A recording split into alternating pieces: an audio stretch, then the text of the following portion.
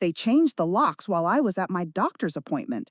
My son Carmy actually changed the locks on the house I'd paid off for 30 years. So I called my lawyer from the porch and said 3 words that would destroy their entire plan. Execute the transfer. Before we start, don't forget to like this video, comment where you're watching from, and hit that subscribe button so you never miss a story like this. Have you experienced something like this? Please let me know in the comments.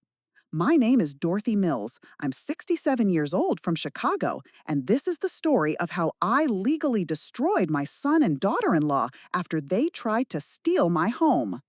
It started 3 months ago when Henna's parents lost their apartment in Cleveland. They'd been evicted for non-payment, though Henna spun it as their cruel landlord taking advantage of seniors. She cried at my kitchen table, mascara running down her cheeks, while Carmy rubbed her back and shot me meaningful looks. "They have nowhere to go, Mom," he said, as if I was supposed to offer up my home like a holiday turkey. I should have seen the manipulation then. The way Henna's tears stopped the moment I went to get tissues. The way Carmy had already calculated the square footage of my guest rooms. The way they'd brought a folder of her parents' medical bills, spread them across my table like evidence in a court case they were building against my conscience. "Just for a few months," Henna had said, dabbing at her perfectly dry eyes, "until they get back on their feet." But I knew better. I'd seen this play before with Henna's cousin, who'd moved in temporarily with Carmy's best friend and was still there 3 years later. I told them I needed time to think, and the temperature in the room dropped 10 degrees. Carmy's jaw tightened in that way it did when he was 8, and I wouldn't buy him the expensive sneakers all his friends had. "Think about what, Mom?" he'd asked, his voice carrying that edge of entitlement that had been growing sharper since he married Henna. "They're family. Family helps family." The way he said it, like I wasn't family anymore, like I was just an obstacle between them and their plans.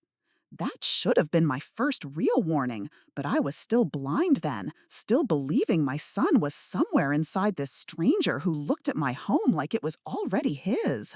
2 weeks later, Henna started her campaign. She'd drop by unannounced, always when Carmy was at work, always with her phone recording for memories. She'd walk through my house making comments.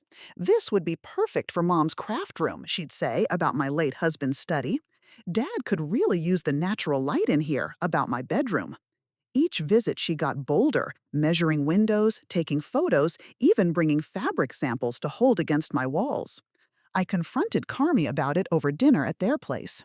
"She's just excited about the possibility of helping her parents," he said, not even looking up from his plate. "You have 3 bedrooms, Mom. You only use one." The casualness of it, like my home was just unused space waiting for better management. I reminded him that this was the house his father built, the house where he grew up, where every corner held 35 years of memories. "Memories don't pay property taxes," Henna interjected, and I saw Carmy nod slightly. That's when I understood. They weren't asking anymore. They were telling. The next morning, I made my first appointment with Howard Steinberg, the lawyer who'd handled my husband's estate. I didn't tell anyone. I just sat in his office, explained what was happening, and watched his expression shift from professional courtesy to genuine concern. "Dorothy," he said, leaning forward, "are they pressuring you to sign anything?" "Not yet," I told him, but I could feel it coming. Howard pulled out a legal pad and started writing. "We need to protect you, now, before they make their real move." He explained about property transfers, about elderly abuse laws, about how adult children could manipulate aging parents into giving up their homes. By the time I left his office, I had a plan. Not to hurt them, just to protect myself. I didn't know then that they'd force me to use it as a weapon. The breaking point came 6 weeks ago. I'd gone for my routine cardiac checkup, nothing serious, just monitoring after my mild episode 2 years back. The appointment ran long because they squeezed in an EKG, and I was gone maybe 3 hours total. When I returned, my key wouldn't turn. At first, I thought the lock was jammed. I jiggled it, tried again, even sprayed WD-40 from my car. Nothing. That's when I noticed Henna's car in the driveway. The curtains in my living room, my curtains, pulled back, and there she was, watching me struggle with my own lock. She smiled and waved, then disappeared. A moment later, Carmy opened the door, but not all the way, just enough to talk through. Oh, Mom, we had to change the locks for security. Henna's parents are moving in tomorrow. The words hit me like ice water. Moving in to my house? He actually rolled his eyes. We discussed this. You're being selfish. They need this place more than you do. Behind him, I could see boxes, Henna's parents' boxes, already inside. They'd been moving them in while I was at the doctor, timing it perfectly. Where am I supposed to go? I asked, my voice smaller than I wanted it to be. We've found you a nice senior living community, Henna called out from behind him. 1 bedroom, assisted living available when you need it. We've already put down the deposit. With my money, no doubt. That's when I pulled out my phone right there on the porch and called Howard. I didn't whisper. I didn't hide. I looked Carmy straight in the eye as I said those 3 words: execute the transfer.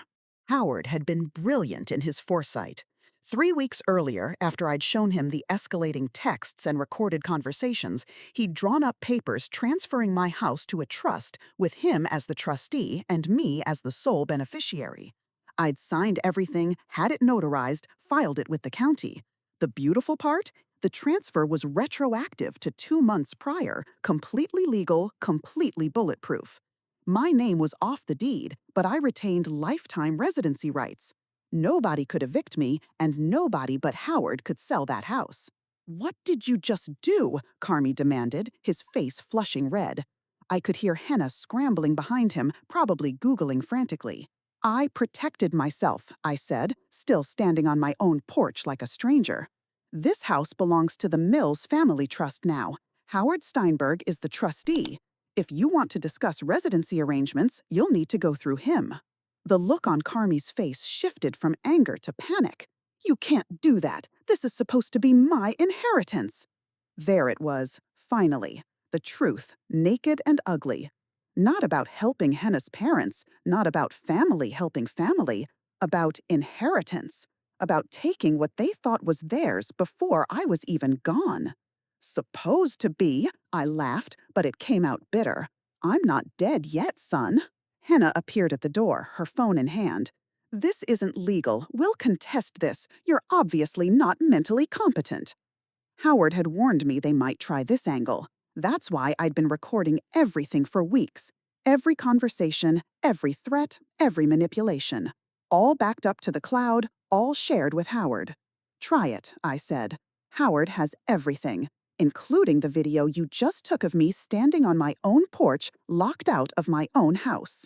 That night, Henna made her first mistake. She posted on Facebook, thinking she was rallying support. Elderly Mill signs away family home to sketchy lawyer rather than help homeless family members. Elder abuse is real, and we're living it. She tagged 50 people, included a photo of her parents looking frail and sad, and waited for the sympathy to pour in. But Howard was watching.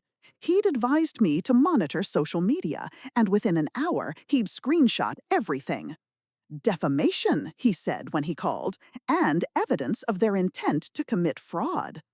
The post backfired spectacularly when my neighbor, Mrs. Chen, commented, "Strange, I saw you changing Dorothy's locks while she was at her doctor's appointment. That doesn't sound like elder abuse to me." Others piled on. People who'd seen Henna measuring my windows. Friends who'd heard Carmy bragging about his upcoming real estate score at a bar. The post turned into evidence against them, and Henna deleted it within 3 hours. But the screenshots lived forever in Howard's files. The next morning, a cease and desist letter arrived at Carmy's apartment. If they stepped foot on the property again without the trustee's permission, they'd be arrested for trespassing. Carmy called me, screaming so loud I had to hold the phone away from my ear. "You're destroying our lives. Henna's parents are homeless because of you." But I knew better. Henna's parents had never been evicted. Howard had checked. They'd sold their apartment 2 months ago, planning to pocket the money and live in my house for free. It was all a con, and my son was either in on it or too blind to see it. Howard didn't just play defense, he went digging. What he found made my stomach turn. Carmy and Henna had been planning this for almost a year. There were emails between Henna and a real estate agent discussing the value of my house once they took possession. There were loan applications with Carmy listing my house as collateral for a business venture, dated 3 months ago, while I was still living there, still paying every bill, still very much the owner. They'd even been slowly moving my husband's tools from the garage, selling them online. Tools he'd collected over 40 years, tools Carmy had claimed were cluttering the space. The Milwaukee drill set my husband bought when Carmy was born sold for $50 to a stranger on Craigslist. The vintage level his father had given him, gone. They'd been dismantling my life piece by piece, thinking I was too old, too stupid, too grief-stricken to notice. Howard compiled everything into a file thick as a phone book. "We have enough for criminal charges," he said. "Attempted fraud, elder abuse, theft. Do you want to proceed?" I sat in his office, staring at photos of my husband's empty tool bench, and nodded. Yes, yes, I wanted to proceed. Not because I hated my son, I still loved him, somewhere beneath all this hurt, but because he needed to learn that mothers aren't doormats and inheritance isn't guaranteed. The investigator Howard hired also discovered something else. Henna had done this before, in Cleveland with her grandmother. The old woman had signed over her condo under pressure, spent her last 2 years in a state-run nursing home while Henna and her parents lived in the condo rent-free. They'd sold it the day after the grandmother died. This was their playbook, and my son had married into it. The police arrived at Carmy's apartment on a Tuesday morning. I wasn't there, but Henna live-streamed it, thinking public pressure would save them. Instead, she broadcast their arrest to 300 Facebook friends.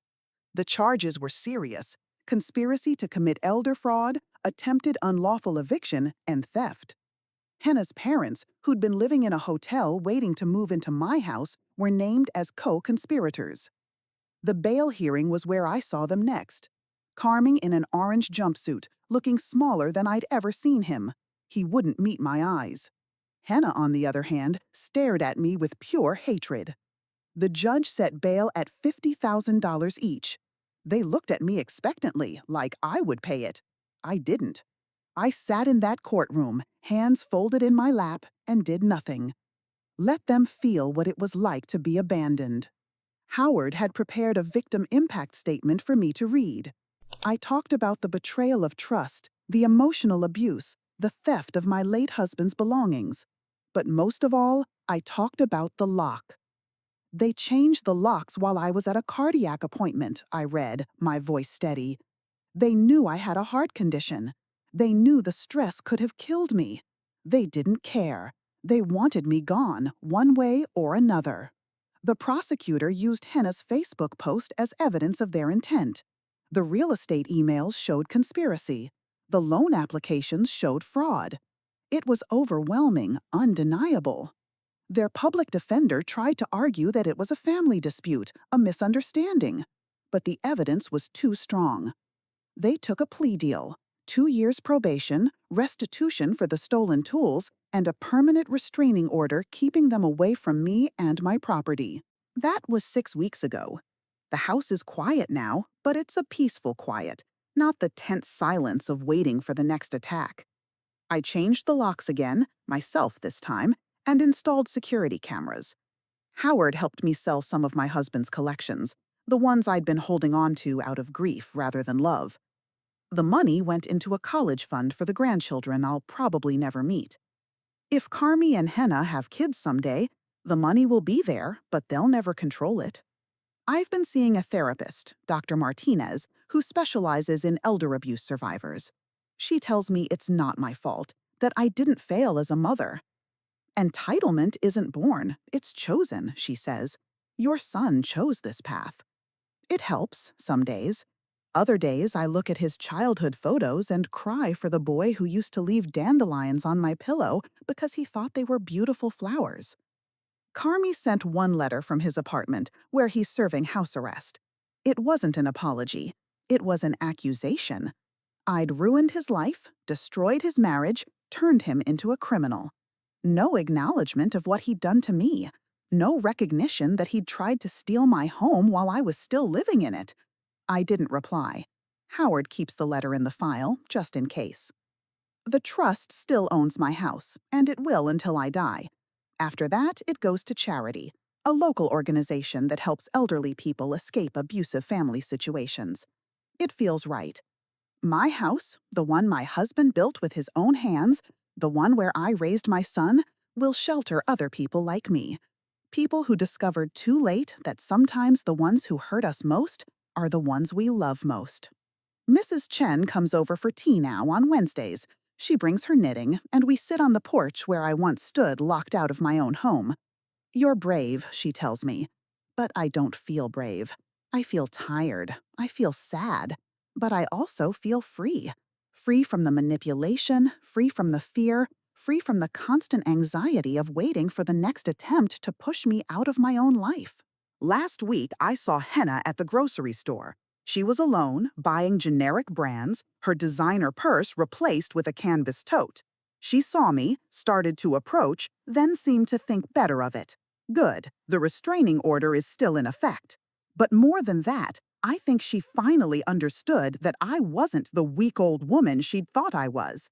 I was Dorothy Mills, owner of my own life, defender of my own home. I still live in my house. I still tend my garden. I still drink coffee from the mug my husband gave me for our last anniversary. But now I do it all without looking over my shoulder, without wondering when the next attack will come.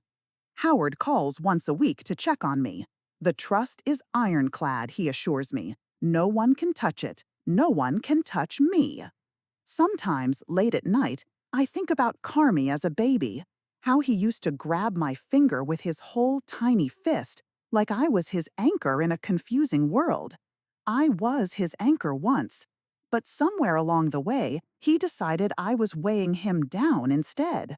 He cut the rope himself, not realizing that anchors don't just hold you back, they keep you from drifting into dangerous waters. He's drifting now. The plea deal requires him to get a job, pay restitution, attend therapy. Henna left him last month, according to Mrs. Chen's daughter who works at the courthouse. She's suing him for divorce, claiming emotional distress. The irony isn't lost on me. The woman who helped him try to steal my house is now trying to take half of his nothing. But this isn't a story about revenge, not really. It's a story about survival, about refusing to be erased by people who think your age makes you weak, your love makes you blind, and your trust makes you stupid. I'm none of those things. I'm Dorothy Mills, 67 years old, and I'm still here, in my house, on my terms. And that's exactly how it's going to stay.